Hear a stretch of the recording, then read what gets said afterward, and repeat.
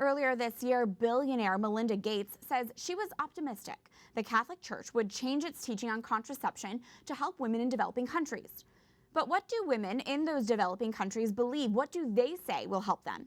This week, we spotlight a Catholic woman who is speaking up on behalf of those women and on behalf of the unborn. Obianuju Ekeocha, or Uju for short, took an unexpected step in public pro-life advocacy after she watched a TV interview with a billionaire.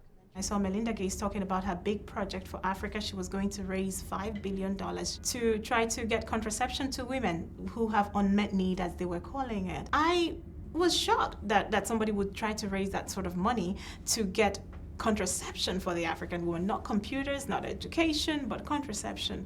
So I was quite disturbed that day, and I sat down and I started writing something, and it ended up being the open letter to Melinda Gates that so many people got to read. Born and raised in Nigeria, Uju's letter went like this. I see this $4.6 billion buying us misery. I see it buying us unfaithful husbands. I see it buying us streets devoid of the innocent chatter of children. We need good healthcare systems, food programs for young children, good higher education opportunities. She continued with more examples. When I finished it, I didn't know what to do with it. I sent it to someone at EWTN, Teresa Tomio, and she just read it on her show and it went viral. Uju's letter was eventually picked up by the Pontifical Council for the Laity and translated into at least 6 languages. Becoming a pro-life figure was never in Uju's predicted career path, but it's something she's uniquely qualified for. When you talk of something like embryology, I love to think about it. I love to, reflect on it because it's life. It's human life from the point of conception. Living in the United Kingdom since 2006, Uju now works as a biomedical scientist. Her love for the unborn is rooted in both her Catholic faith and scientific education. From a scientific point of view, I have a fascination for just the beauty of human lives. This Nigerian woman believes she has a responsibility to speak up on behalf of her home continent. I started to write more, I started to speak more, I started to read more, because then I realized, there's all these things that I need to understand more, the different laws in different places. But I realized that there was a need for people who wanted to know about Africa. Since becoming a pro-life advocate, Uju has gained a large social media following, has spoken in 15 countries around the globe, and is a frequent TV commentator, with moments like this going viral.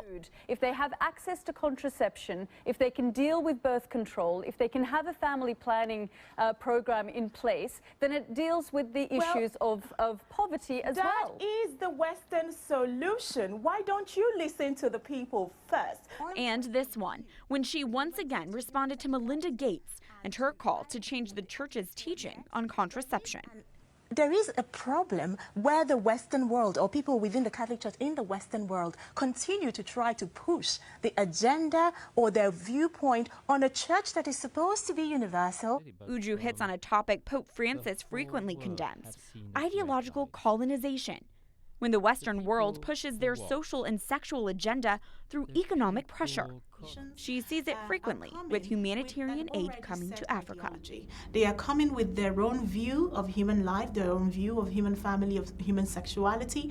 And as they are giving us this aid, this humanitarian aid, they are tagging onto it what they call the so-called sexual and reproductive health and rights. So I always say concerning someone like Melinda Gates, who is promoting abortion, contraception, I'd say we need computers, not contraception.